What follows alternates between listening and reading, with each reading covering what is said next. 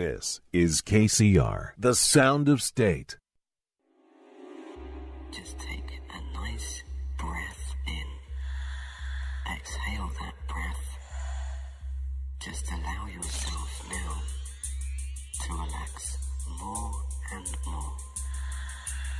Because from this moment in time, there's nothing of importance for you to do except relax. Relax. Hey, what is up, humans? Welcome to Scarlett Letter Show. I'm your friendly alien, Scarlett Santa Maria, keeping you up to date with San Diego's electronic music community. Before I introduce my guest, I want to share some info I found in an article about the positive effects of music in the brain. There's evidence that music stimulates the whole brain and can increase intelligence, happiness, creativity, health, and productivity at all stages of life. Listening to or playing music helps lower stress hormone called cortisol by making you feel more powerful, hopeful, and with a sense of control of your life. Even listening to sad songs can be beneficial because it helps you get in touch with your emotions and heal faster.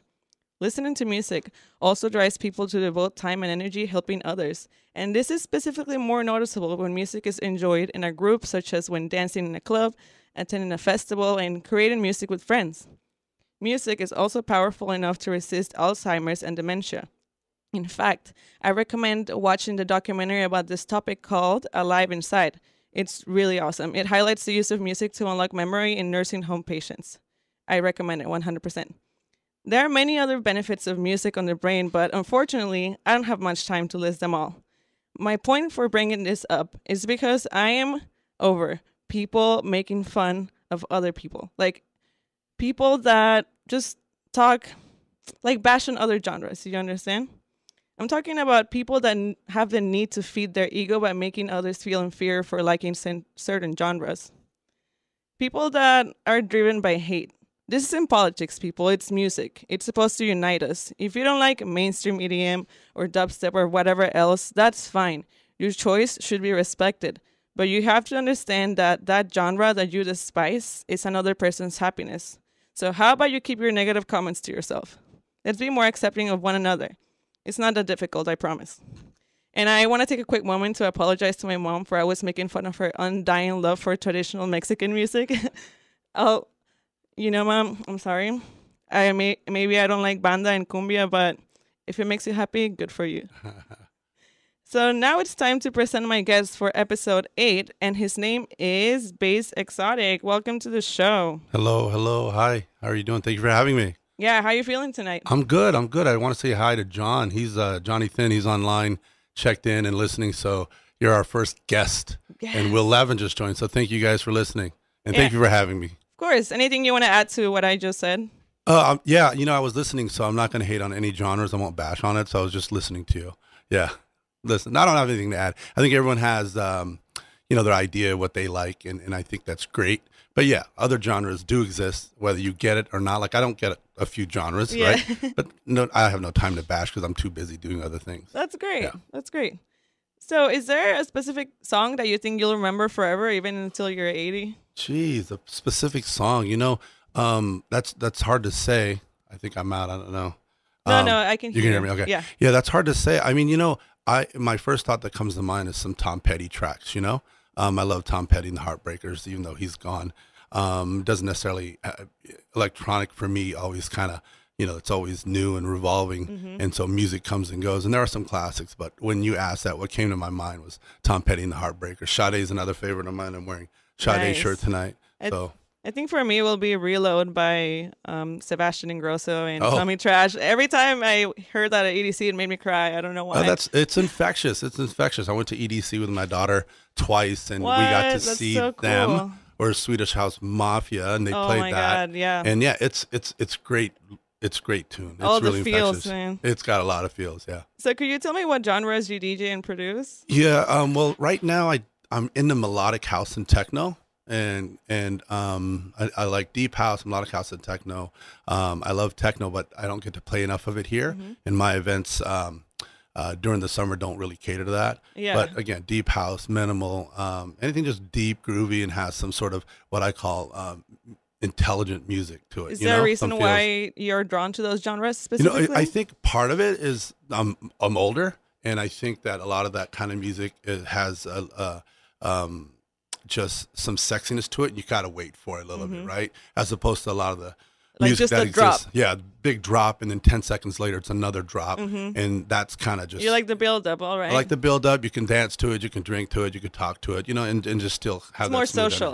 energy. Not so much more social. I mean, because some of the artists that I listen to play for hours at a time, or there's festivals that I go to that that play those genres, and they're playing for hours at a time. But it's just, I think, and I like to call it intelligent dance music. No, I mean, So it's a I mean little for the bit- crowd, like if you're in a rooftop, like kind of having yeah, drinks, yeah. It can be if you're in a social. dubstep show, you're kind of just headbanging. You can't really be that social. Yeah, yeah. I have not done that at dubstep show yet, but yeah, I get what you're saying. So what's the story behind the name, Bass Exotic? I don't. It's kind of interesting. There was a lot of bass titles out there, right? And I didn't want DJ in front of my name. Yeah. And I'm thinking, what can I do to make it a little bit different? I did like the name bass, right? And there's some local artists with bass in front of their names, and I just needed to come up with a word that that I thought was different and that can roll off the tongue relatively easy and not sound weird, because sometimes some names are weird and Yeah, for sure. it's not palatable.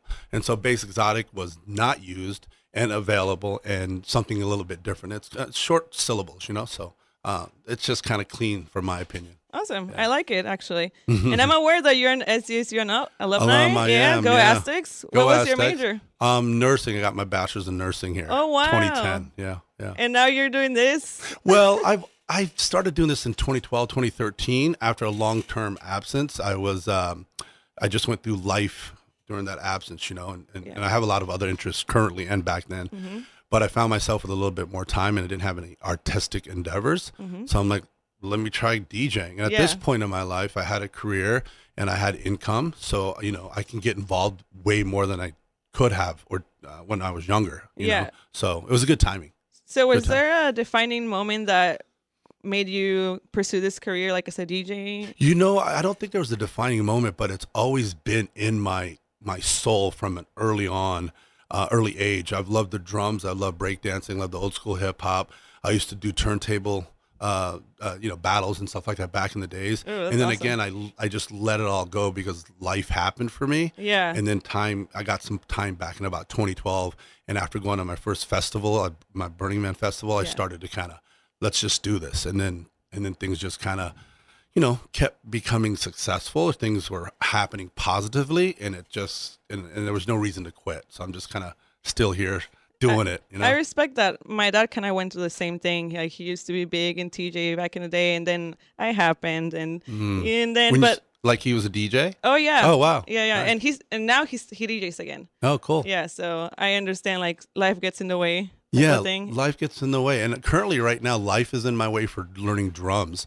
I'm taking some basic drum lessons, and I want to learn drums before I die. So I don't know when that's going to happen, but I've got a set, I've got sticks, and I'm just trying to incorporate that along with everything else. So just as long as you do it, there's no time limit. I want to play piano. I want to learn before I die. So that'll help, especially if you're producing music. Yeah, definitely. So what can I expect in the first half of the mix? Oh, the first half of the mix. Oh, this was a set that I did at 1:30 in the morning for Deep Agenda. It was an after party for let me see. There was a Russian. It was International Women's Day, and at Park there was a party for the Russian community. I think their label's called Normal People, and they booked me to play the after-hour show. So it was a 1:30 to 3:30 set, and it's just, I was thinking about women in general that kind of like dance music, and they don't want to hear repetitive beats. They like to hear vocals. They like to sing. And I say on the track, I say it's a friendly set because it's inviting. It's not too hard, not too dark, and Something flowing. So yeah, and you keep women on the dance floor. Men will stay, and then it's a party, Awesome. Fantastic. We're about to get our groove on, and we'll be back in 10 minutes for the second part of the interview. So enjoy the music, stand up, move a little, stretch, something. Just get up. You'll feel great. And don't forget to watch the live stream right now on my Facebook page at Scarlett Letter Show. And by the way, you're listening to KCR College Radio, the award-winning sound of states.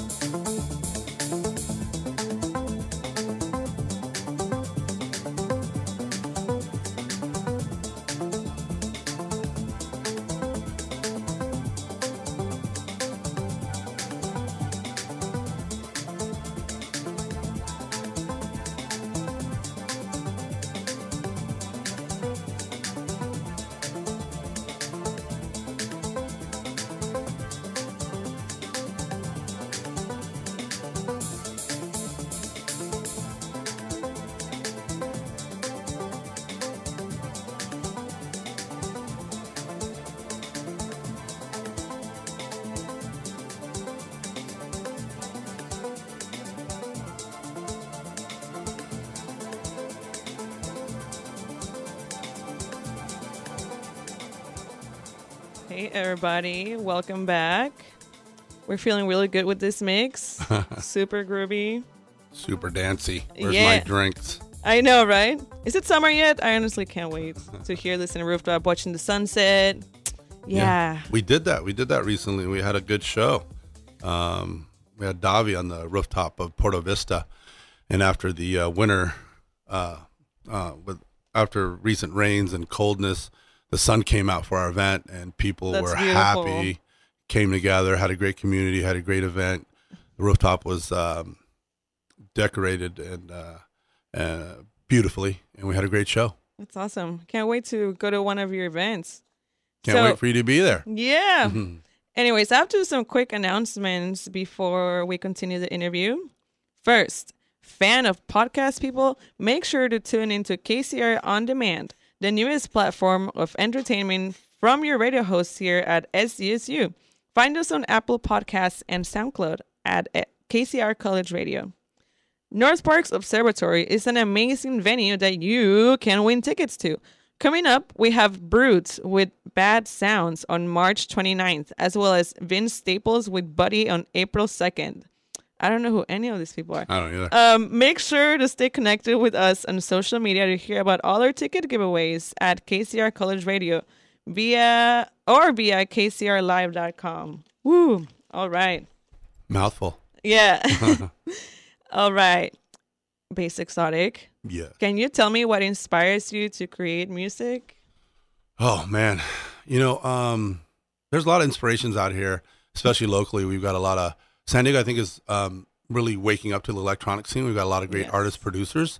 So things are on the rise. So a lot of the local artists here are motivation for me. And there's also big artists outside of the community in the bigger part of the world. That's inspiration. Right now, I'm really inspired by live artists. Oh, so yeah. there's a duo as well. Doing live work and singing, it's really beautiful. The live element of DJing is just another element that I'm hoping to one day be able to Oh do. yeah, like Austin Speed. I don't know if you ever seen him. I He have. Oh plays yeah, live. Austin's dope. He's Austin's awesome. dope. Yeah, but Zombies in Miami's one. Rodriguez Jr. with I believe her name is Lizea. As I forget. I just played it. It was just that track you just turned off. I forget her name, but if you go to YouTube and follow Circle, you can catch them on a cliffside Right. doing a live show. So the live show is an inspiration for me right now. Fantastic. So trying to figure that out. Yeah. So what keeps you motivated as an artist? As an artist, geez Louise, it's all the money. There's so much money in So it. much. There's so much money. The easy answer for me with that is being part of a community. It's kind of my church. Church, Same. everyone goes to Sunday church and they see everyone and they have potluck lunches or whatever. So my community and my events is my church. We get together with people. I get to see them. Although I'm very busy and I don't get to communicate with them the way I like at my events because of just being Yeah, involved. you gotta be everywhere. They're my motivation, the community. It's beautiful.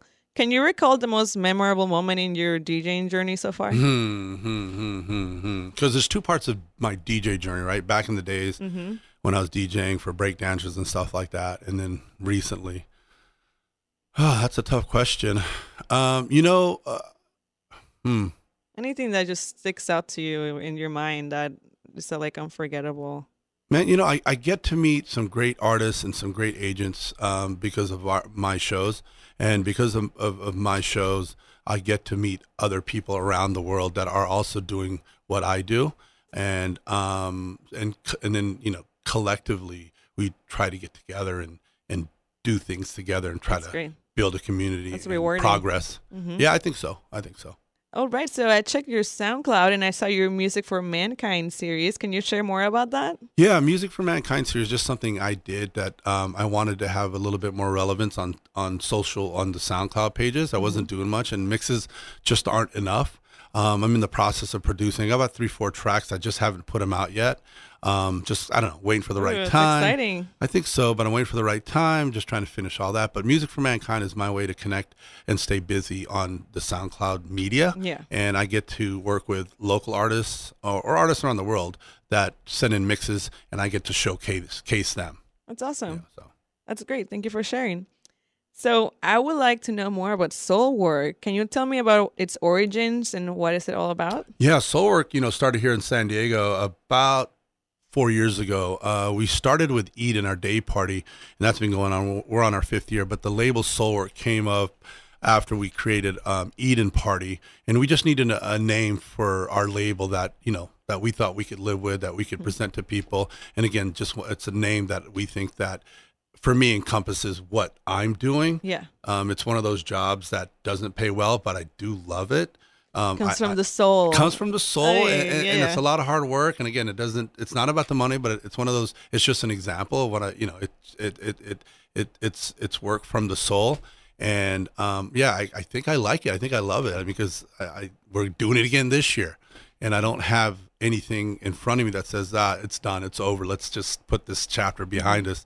As a matter of fact, I was at Blonde Bar the other night with a friend of mine, and we're sitting around talking about what's next. What's next? Yeah. Moving forward. Moving forward, yeah. That's great. Yeah, and you were mentioning about Eden, which is your most notable brand. Where did that vision come from? In the early days, I was working with some local guys, and I just knew that we needed something that kind of personified community, and in a way, Eden does that. Even though on a biblical sense, it's has a whole different story. Yeah.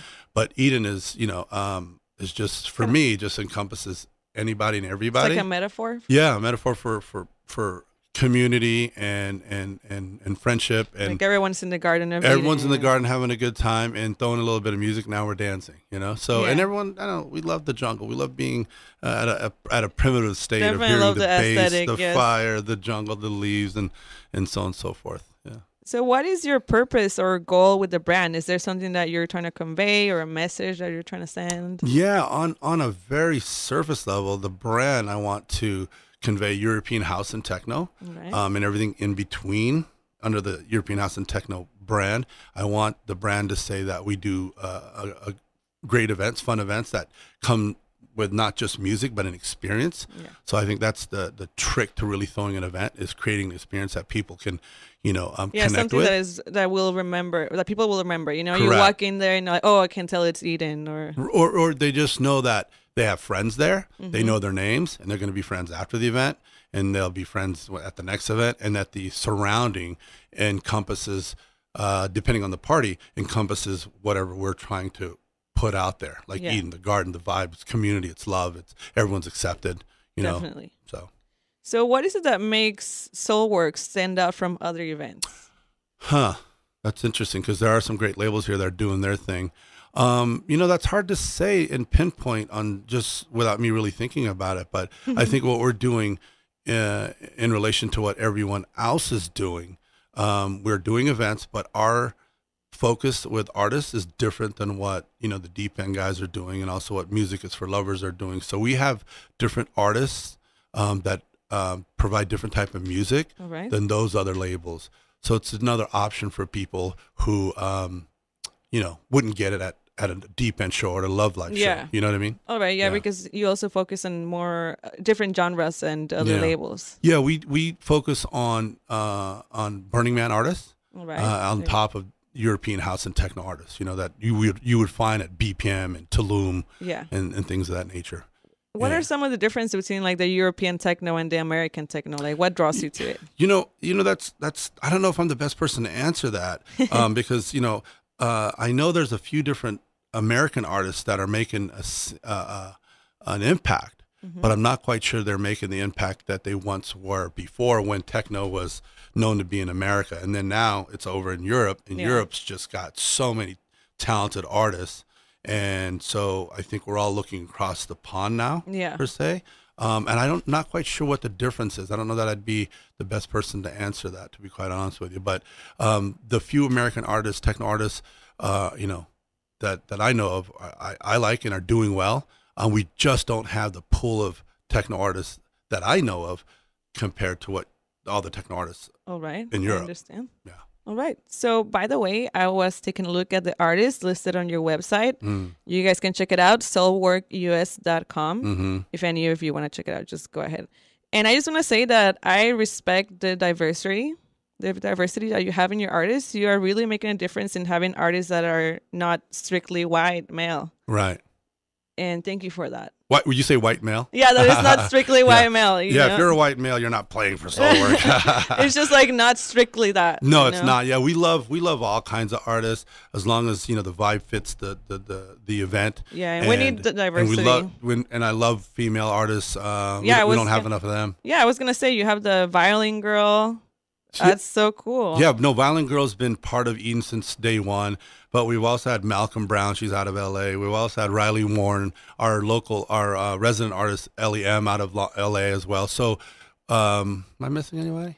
I don't think so, but as far as females, yeah, I think that those are the only two that were mentioned, and males, Navjeet, Sarna, and you mean as part of our crew? Yeah. Well, we got some talented artists. Yeah, Navjeet's one of our residents. Kenos is one of our residents, and LEM. But we've booked a lot of female artists. Red Sonia, our local artist, she's amazing. She is. Yeah. And do you mind sharing with me your ethnicity? I'm actually, if you look at my my ancestry DNA. Oh my God, I would love to do that. I've done it. It's fun. So I'm Western European. I'm Irish, but I'm predominantly Pacific Islander and Filipino. Oh, nice. Yeah. Is that part of your identity, like really present, or would you say you're just more Americanized? Or I'm definitely, like, growing up, I lived in a Filipino household. Mm-hmm. But after, we grew up Filipino per se, right? Yeah. But there was always an American presence in our household, and as an adult, I've been more Americanized than I am living a Filipino lifestyle. Although I still love the food. Yeah, definitely. No, I understand. I'm kind of like in the middle too. Like I grew up like in a Mexican household. Like I lived in Mexico and then I moved here. I'm kind of like in between. Do you think that layer of your identity affected the way you think about music? I just know that there's certain, and I'm generalizing, I know that in the Filipino culture, we love to do a few things, right? We love to DJ. We love to do karaoke. What else do we like to do? We love to be in nursing. Okay. So there are. You did all those? I think, except for karaoke, I don't know how to sing. I couldn't sing to save my life. So there are, ethnic base characters that do exist with me. So. Right. Awesome. So, what are some of those challenges you face as a DJ and experience creator? Some of the challenges that I face as a DJ, I think for me, DJing here locally, I want to try to put on a show that has flow and creativity. Mm-hmm. And the risk of that is there's people here may not be patient enough. Yeah. We're not, in a lot of ways, very mature underground house and techno community. And so when you try to be creative and have a flow, especially, I'd love to do longer sets, but that's not the usual format here. Yeah, it's usually like 1 hour, one hour and a half the most. Yep. And so that requires patience and a little bit of time and understanding, and people need to be open to that. Yeah. So. Okay. Yeah, I agree. We just want something quick and just like, okay, what's next? All right. So, have you lived in San Diego your whole life? No. I grew up all over the place. My father was in the service, but I've been here for a long time, like early 90s. And what are some of the changes you've seen in the electronic music community, like from before to now? Yeah, well, back in my early days, I used to do some events downtown in my late teens, early 20s. And back then when rave was present, it was different back then. And we only had 2 streets. I think it was 5th and 4th Avenue that had a lot of the underground events during the weekends and weekends only. And of course the raves were, they went wherever they were. Like, yeah. Yeah, so it was completely on different. Those warehouse. Right. And then I had a long absence of not being there because, again, life, I was doing different things. And then nowadays, just in the last 5 years since I've gotten back into it, there's been a lot of changes. There's definitely a lot more events now. A lot more young people stepping into the game and doing a great job. And there's a lot of options. And we're still kind of stuck under the San Diego ways of not really having event spaces that are available and or that go late, because electronic is synonymous with trying. We want to go really later. Late, like you across the border, you get there at 3-4 o'clock in the morning, you could still keep going. I know. It's great, and we don't have that here. The liquor law is another obstacle for businesses. Yeah. But yeah, so there's more shows now. There's a lot of younger people that are doing stuff and trying to make an impact. And it wasn't like that, 5 years ago. Yeah, I was actually going to ask you about the positive aspects of the underground community, but I think you can answer that. But if you want to add it on, positive, I just know right now, in the community that I know and the people that are throwing events that I follow, and that every now and then I get fortunate enough to go out and attend some of these events. I don't go out to a lot of events because I do have a career and I got to be up and awake for that. Yeah. And so, but mostly everyone that knows me and come to my event, and I'm fortunate to go to their events, we try to support each other as best as we can, despite that, that I'm not there all the time or I don't party all the time, because that's not my motivation. Yeah, you're past that now. I'm past that. Yeah, I want to put on a good show and then go home and rest and play soccer. But the community at large, from what I gather, from the dance classic guys and the guys that are doing stuff now at Blonde Bar, everyone's they love being part of the community. Yeah, and we're all kind of just staying in our own lane. You know what I mean, and trying to support each other as best we can. That's beautiful. Yeah, that's the way it should be. I mean, because being negative and pessimistic about stuff is just not going to get you anywhere. 100%. I'm glad you brought that up. And is there anything that needs improvement in the community? Yeah, the community, business owners, if you're listening, there's a lot of money to be made in the underground, in the house and techno market.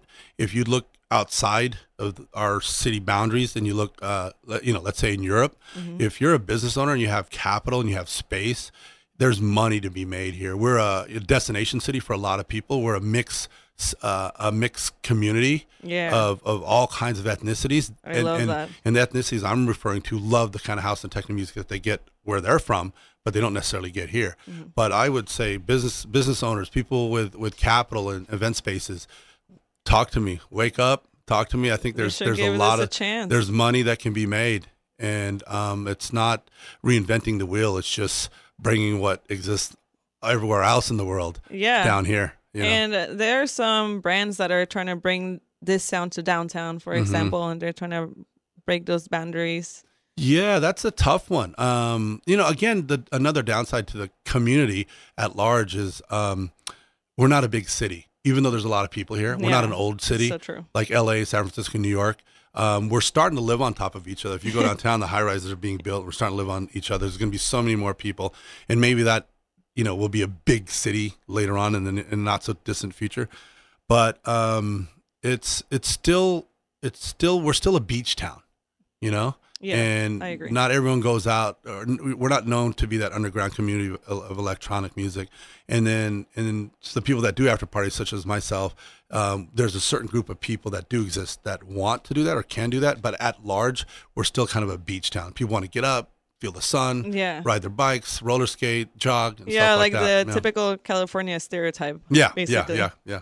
All right. So what advice would you give a DJ or someone that is trying to throw their own events? That's interesting. I would say don't rush, get creative, create an experience, right? And work with people that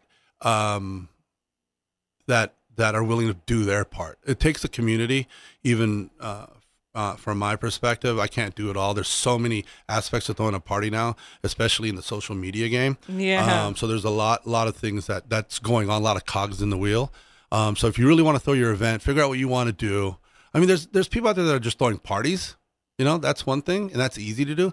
But if you want to throw an event and you want to try to make a difference, do something different, you got to kind of figure out what you really like, figure out what's going on in the community, figure out if you can fill a niche that's not there, and then cultivate it. But I think it all boils down to an experience. Like every Cross Festival has an experience, LIB has an experience, Burning Man has an experience. Yeah, definitely. I like to think all the big labels in town has an experience. I like to think our label has an experience that we give to people. So create an experience. Yeah, something that makes you like stand out from other people. Like, what am I gonna see when I walk into your event? Like, what's gonna stick to my mind forever? And what will keep me coming back? Yeah, definitely. Yeah. That was all really valuable advice. It's true. People need to hear everything. Yeah, and learn from other people. Yeah, definitely. I agree. Okay, the last question. Do you prefer pancakes or French toast? Oh, you know that I don't prefer either. Oh. I'm more of an eggs and meat guy. But if I had to pick those two, pancake would be the best because I roll it up and I throw the syrup on top. Like a pancake taco? Pancake taco, throw the syrup on top. It's a gob of syrup, and I put it right in my mouth. All right. Sugar rush. Now I want pancakes. Fantastic. I appreciate you giving me a piece of your mind and Thank sharing you. your story. And now, people, get ready to put your dancing shoes again for the second part of the mix.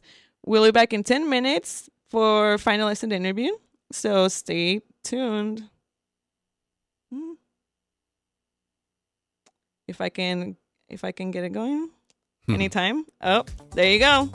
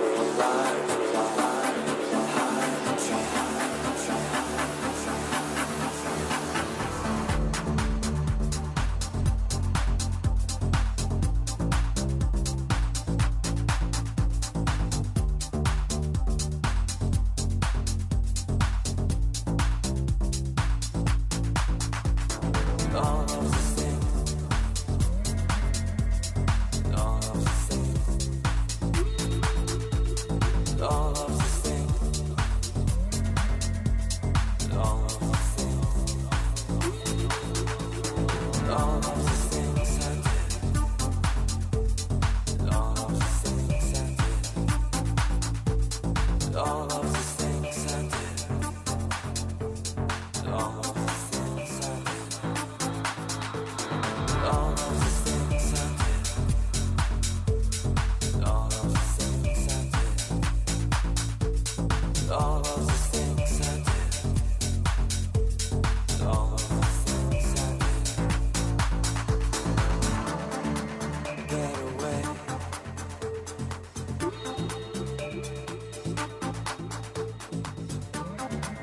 Run away, run away, run away.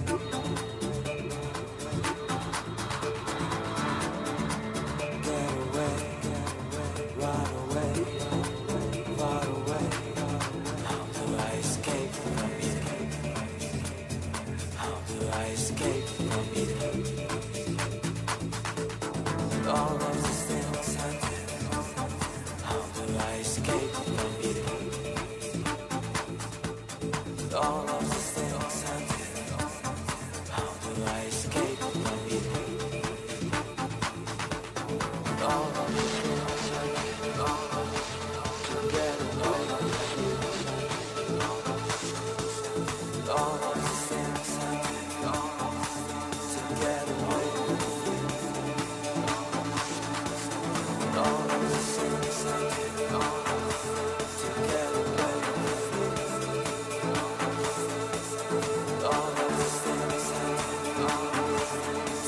away. All of the things I did. To get away. All of the things I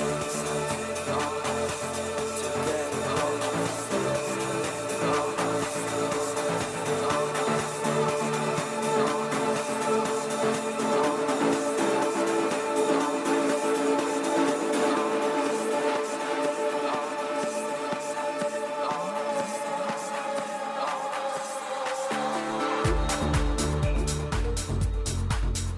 get away from you.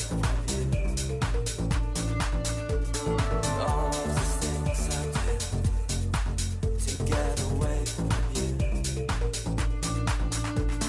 All of the things I did.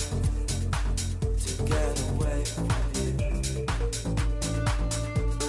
All of the things I did. To get away from you.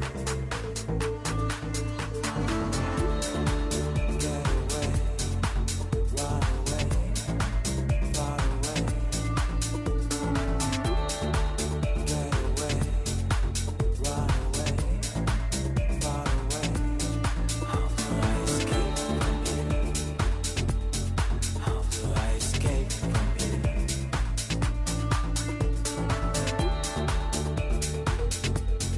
How do I escape from you?